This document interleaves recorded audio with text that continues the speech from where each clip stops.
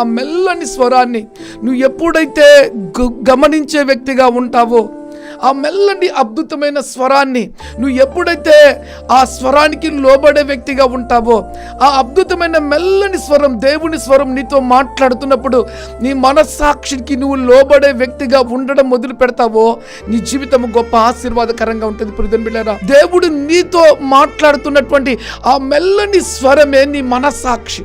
ఆ మెల్లని స్వరానికి నువ్వు ఎప్పుడైతే విధేయత చూపించే వ్యక్తిగా ఉంటావో, నీ మనస్సాక్షి ఎటువంటిదంటే నీకు సంతోషాన్ని, ఆనందాన్ని ఇస్తుంది. ప్రియమైన బిడ్డలారా, ఎప్పుడైతే ఆ మనస్సాక్షిని నువ్వు లెక్క చేయకుండా, ఆ మనస్సాక్షిని తొక్కి దాన్ని లెక్కే చేయకుండా దాన్ని విడిచిపెట్టి, ఆ మనస్సాక్షిని నీకై నీవు త్రొక్కి ఆ మనస్సాక్షి, మెల్లటి మంచి మనస్సాక్షి యొక్క ఆ దేవుని యొక్క స్వరాన్ని నువ్వు వినకుండా, లెక్క చేయకుండా నువ్వు ఎప్పుడైతే అడుగులు ముందుకేస్తావో ప్రియమైన బిడ్డలారా, ఆ మనస్సాక్షిని చంపుకున్న వెంటనే నీ జీవితంలో గుర్తుపెట్టుకో, నీవు ఏ తప్పిదము పాపము కార్యమైన చేయుటకు బరిదెగించిన వ్యక్తిగా ఉంటావండి.